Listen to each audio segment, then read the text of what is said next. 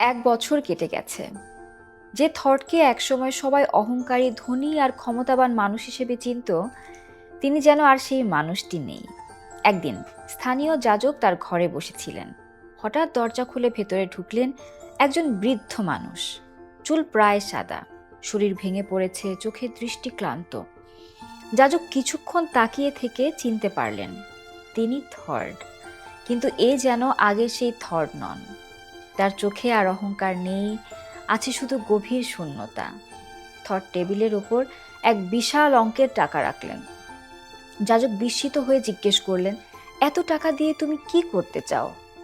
থর শান্ত গলায় বললেন, আমি আমার সমস্ত সম্পত্তি বিক্রি করে দিয়েছি। এই অর্থ আমি গরিব ও অসহায় মানুষের জন্য দান করতে চাই, আর এই দান হবে আমার ছেলে ফিনের নামে। যাজক কিছুক্ষণ নীরবে তার দিকে তাকিয়ে রইলেন। তারপর ধীরে বললেন, থর্ড, অবশেষে ঈশ্বর তোমাকে তোমার আসল সন্তানের দেখা দিয়েছে। থর্ডের চোখ ভিজে উঠল। কাপা কণ্ঠে তিনি বললেন, হ্যাঁ, এতদিন আমি আমার ছেলেকে ভালোবাসার চেয়ে বেশি ব্যবহার করেছি আমার গর্বের কারণ হিসেবে। কিন্তু সে চলে যাওয়ার পর আমাকে শিখিয়ে গেছে, মানুষের সবচেয়ে বড় সম্পদ তার অহংকার নয়, তার ভালোবাসা। আমরা অনেক সময় মনে করি অর্থ, সম্মান কিংবা সমাজের অবস্থানই জীবনের সবচেয়ে বড় অর্জন।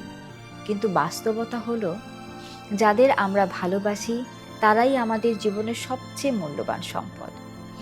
থর্ড তার সন্তানকে হারিয়ে সেই সত্যটা বুঝেছিলেন, কিন্তু তখন অনেক দেরি হয়ে গিয়েছিল। হয়তো এটাই জীবনের সবচেয়ে কঠিন শিক্ষা। কখনো কখনো সবচেয়ে বড় পরিবর্তন আসে সবচেয়ে বড় ক্ষতির পর।